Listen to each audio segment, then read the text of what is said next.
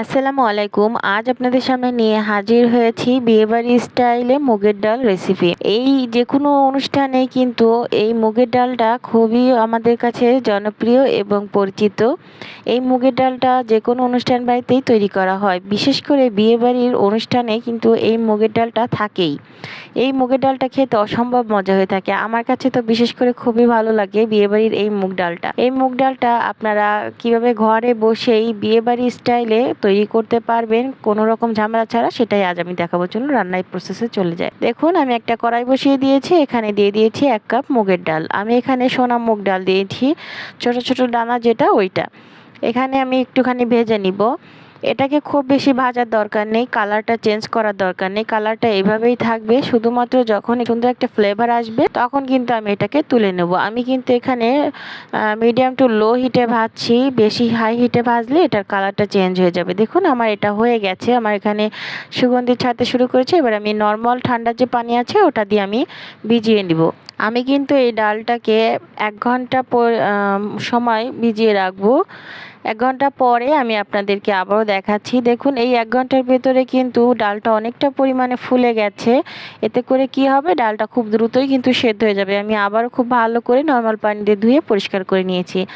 আর এই যে সাইডে কিন্তু আমি এখানে মুরগির পা, গলা, গিলা, কলিজা, পাখনা আমি এখানে কিছু ছোট ছোট টুকরো করে মাংসও নিয়ে রেখেছি। এবারে আমরা রান্নায় চলে যাব। দেখুন এই রান্নার জন্য আমি এখানে একটা কড়াই বসিয়ে দিয়েছি। কড়াইটা আমি এখানে দিয়ে দেব সয়াবিন তেল। আমি এখানে 1/2 কাপের একটু কম তেল দিয়েছি একটি তেজপাতা মাঝখান থেকে 2 টুকরো করে দিয়েছি, 2টা দারচিনি এবং গোটা গরম মশলা। এবারে এগুলোকে সামান্যভাবে একটু ভেজে নেব। যখন এ থেকে সুগন্ধ ছাড়তে শুরু করবে তখন আমি এখানে দিয়ে দেব 1/2 কাপ পেঁয়াজ কুচি।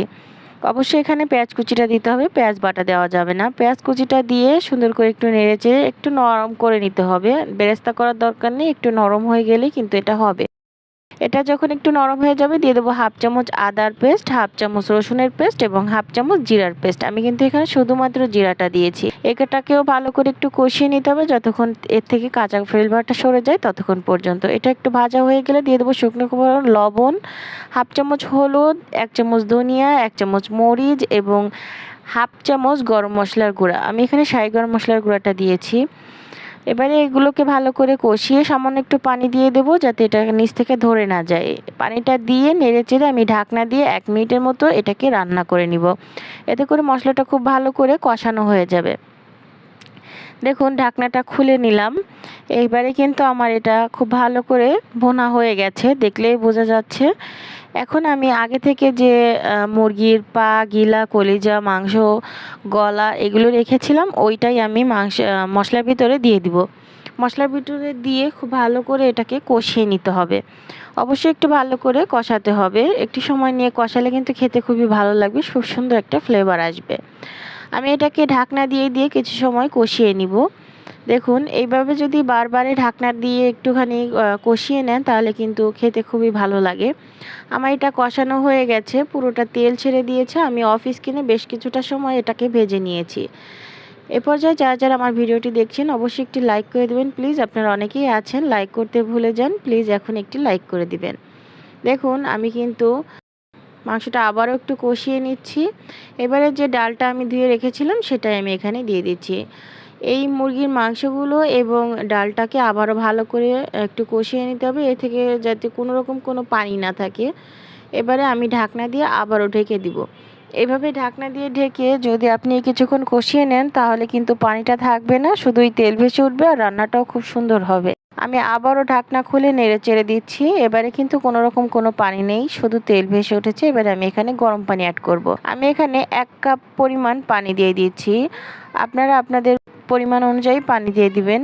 আমার এখানে 1 কাপ লেগেছে পানি। এবার কিছু কাঁচামরিচ অ্যাড করে দিলাম সুন্দর একটা ফ্লেভারের জন্য। এবারে ঢাকনা দিয়ে আমি রান্না করব ডালটা সেদ্ধ হওয়া পর্যন্ত। দেখুন আমি এখানে 20 মিনিটের মতো রান্না করেছি, আমার ডালটা কিন্তু সেদ্ধ হয়ে গেছে। এই বিয়েবাড়ির ডালটা কিন্তু এমনভাবে সেদ্ধ করতে হবে, পুরোটা খুব সুন্দর করে সেদ্ধ হবে কিন্তু এটা গলবে না, পুরোটা গলে যাবে না, একটু আস্তে আস্তে থাকবে। এটা ঠিক এই পর্যায়ে কিন্তু রান্নাটা করতে হবে। আমি আপনাদের তুলেও দেখাবো। দেখুন ঠিক এইভাবে একটু আস্ত থাকবে কিন্তু এটা পুরোটাই সেদ্ধ হয়ে যাবে, ঠিক এইভাবেই এটা রান্না করতে হবে। তাহলেই আপনি ফুলফিল বিয়েবাড়ির টেস্টটা পাবেন। একদম ঘেটে গেলে কিন্তু বিয়েবাড়ির টেস্টটা পাবেন না।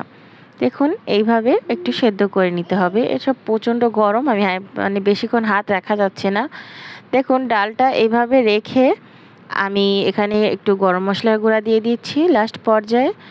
এটা কিন্তু বিয়েবাড়ির ডালটা কিন্তু অলরেডি প্রস্তুত হয়ে গেছে আমার এখানে, কিন্তু আমি বাদবাকি আরও একটা প্রণালী এখানে করব। এটা আমার কাছে খুবই ভালো লাগে। এবারে ডালটাকে আমি গরম মশলার সাথে মিশিয়ে একটা সাইডে রেখে দিচ্ছি। এবারে আরও একটা প্যান নিয়ে নিলাম। আমি এখানে ডালে একটু বাগার দিব, দিলে আমার কাছে বেশি ভালো লাগে। এই কারণে আপনারা যদি না চান তাহলে না দিতে পারেন, ওইভাবেই কিন্তু আপনারা খেতে পারেন, ওটাও কিন্তু ভালো লাগে। দেখুন 2টা শুকনা মরিচ দিয়ে দিয়েছি। আমি এখানে সয়াবিন তেলে বাগার দিচ্ছি। দিয়ে দিয়েছি একটা বড় সাইজের পেঁয়াজটাকে একটুখানি ভেজে নিব। পেঁয়াজটা যখন একটুখানি নরম হয়ে যাবে তখন আমি এর ভিতরে দিয়ে দিচ্ছি একটা রসুন। আমি এখানে রসুনগুলি লম্বা লম্বা করে কেটে নিয়েছি। এটাকেও আমি একটু ভেজে নিব। এবার ভাজা হয়ে গেলে দেখুন বেরেস্তা হয়ে গেছে। এবারে কিন্তু আমি ডালের ভেতর বাগারটা দিয়ে দিচ্ছি। এই ডালের ভেতর বাগারটা দিলে এত সুন্দর একটা ফ্লেভার আসে এবং খেতেও কিন্তু ভালো লাগে। এবারে নেড়েচেড়ে আমি ঢাকনা দিয়ে 2 মিনিটের মতো ঢেকে দিব। দেখুন এবারে 2 মিনিট দমে রাখবো। এই লো আঁচে 2 মিনিট দমে রাখলে কিন্তু খুব সুন্দর একটা ফ্লেভার আসে। দেখুন আমার লাস্ট পর্যায়ে কিন্তু এই রকম একটা টেক্সচার হয়েছে। ডালটা কিন্তু সবসময়ের জন্য রান্না করার ক্ষেত্রে একটু পানি পানি করে রান্না করবেন, যেমনটা আপনি চান তার থেকে একটু পানি রাখবেন, কারণ ঠান্ডা হয়ে গেলে এটা আরও ঘন হয়ে যাবে। এবারে দেখুন আমি সার্ভে চলে এসেছি। আমার ডালটা কিন্তু পুরোপুরি ঠান্ডা হয়েছে। মাশাআল্লাহ দেখতে কতটা লোভনীয় হয়েছে একবার দেখুন। ঠিক এইভাবে যদি আপনারা বিয়েবাড়ির ডাল খেতে চান তাহলে কিন্তু আমার এই প্রসেসে আপনারা রান্নাটা করতে পারবেন। খেতেও মাশাআল্লাহ খুবই ভালো হয়। একদিন অবশ্যই বাসায় ট্রাই করে দেখবেন কতটা ভালো লাগে। আমার ভিডিওটি ভালো লাগলে লাইক কমেন্ট শেয়ার করবেন এবং আমার চ্যানেলটি সাবস্ক্রাইব করে রাখবেন। অবশ্যই বেল আইকনটি বাজিয়ে দেবেন যাতে যখন যা ভিডিও ছাড়ি আপনার কাছে পৌঁছে যেতে পারে সবার আগে। সবাই ভালো থাকবেন, সুস্থ থাকবেন। আসসালামু আলাইকুম। আল্লাহ হাফেজ।